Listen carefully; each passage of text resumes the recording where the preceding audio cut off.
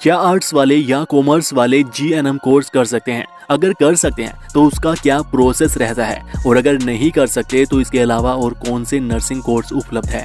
आइए इस तरह के ढेरों सवालों पर बात करते हैं। जीएनएम एक डिप्लोमा कोर्स होता है जो कि नर्सिंग से संबंधित है, और यह 3 साल का कोर्स है जिसे करने के बाद किसी भी हॉस्पिटल में नर्स बना जा सकता है। और हाँ, इस कोर्स को 12th में आर्ट्स वाले, कॉमर्स वाले और यहाँ तक कि साइंस वाले कैंडिडेट भी कर सकते हैं। लेकिन हाँ, 12th में इंग्लिश विषय भी होना ज़रूरी होता है।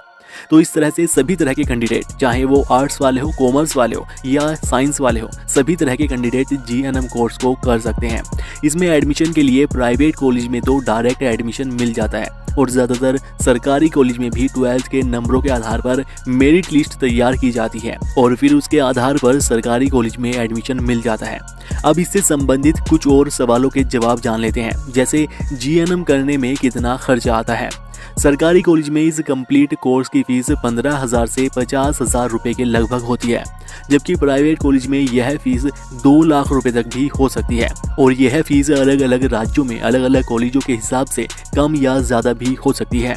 अगला सवाल है, जीएनएम के फॉर्म कब भरे जाते हैं?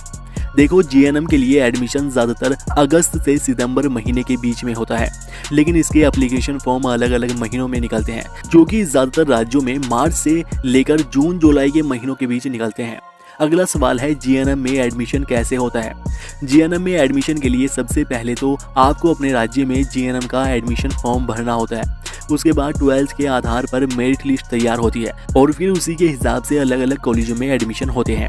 अगला सवाल है, जीएनएम नर्सिंग कोर्स कौन कर सकता है?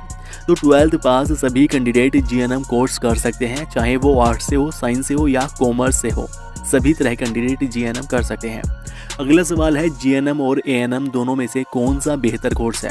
देखो, वैसे तो जीएनएम और एएनएम दोनों डिप्लोमा कोर्स है, लेकिन इनमें जीएनएम 3 साल का कोर्स है, वही एएनएम मात्र 2 साल का कोर्स है, और इन दोनों में भी जीएनएम कोर्स बेहतर होता है। अगला सवाल है, जीएनएम करने से क्या फ़ायदा होता है? जीएनएम करने से फ़ायदा ये होता है कि आपको किसी भी हॉस्पिटल या क्लिनिक में नर्स के रूप में नौकरी मिल जाती है। अगला सवाल है, जीएनएम में कौन कौन से सब्जेक्ट होते हैं? तो इसमें anatomy, physiology, medical, surgical nursing, gynaecology nursing, mental health nursing, microbiology, sociology, इस तरह के अलग अलग विषय इन 3 सालों में आपको पढ़ने होते हैं। अगला सवाल है, जीएनएम करने के बाद क्या बनते हैं? जीएनएम करने के बाद आप नर्स बनते हैं, जिसमें प्रति माह 25,000 रुपये तक का वेतन मिल जाता है। अगला सवाल है, जीएनएम में कितने सेमेस्टर होते हैं? जीएनएम 3 साल का कोर्स है और इसमें 6 सेमेस्टर होते हैं। अगला सवाल है, जीएनएम में छात्रवृत्ति कितनी मिलती है?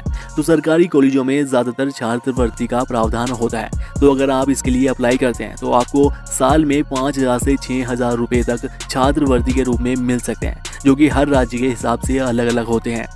अगला सवाल है, क्या जीएनएम लड़कियों के लिए अच्छा कोर्स है? तो जी हाँ, नर्सिंग फील्ड में जीएनएम भी एक बेहतरीन कोर्स है, जिसे लड़के और लड़कियां दोनों तरह के कैंडिडेट कर सकते हैं। इससे अगला सवाल है, सबसे अच्छा नर्सिंग कोर्स कौन सा है? तो देखो, नर्सिंग में 3 कोर्स बेहतर हैं, जिनमें बीएससी नर्सिंग, जीएनएम और एएनएम, और इन तीनों में भी बीएससी नर्सिंग बेस्ट कोर्स होता है।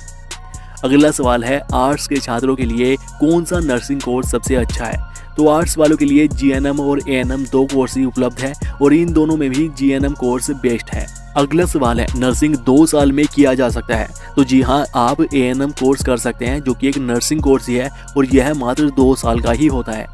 इससे अगला सवाल है, प्राइवेट कॉलेज में जीएनएम की फीस कितनी होती है? तो प्राइवेट कॉलेज में जीएनएम कोर्स की फीस 2 लाख रुपए तक होती है, और यह फीस अलग अलग कॉलेजों के हिसाब से कम या ज़्यादा भी हो सकती है।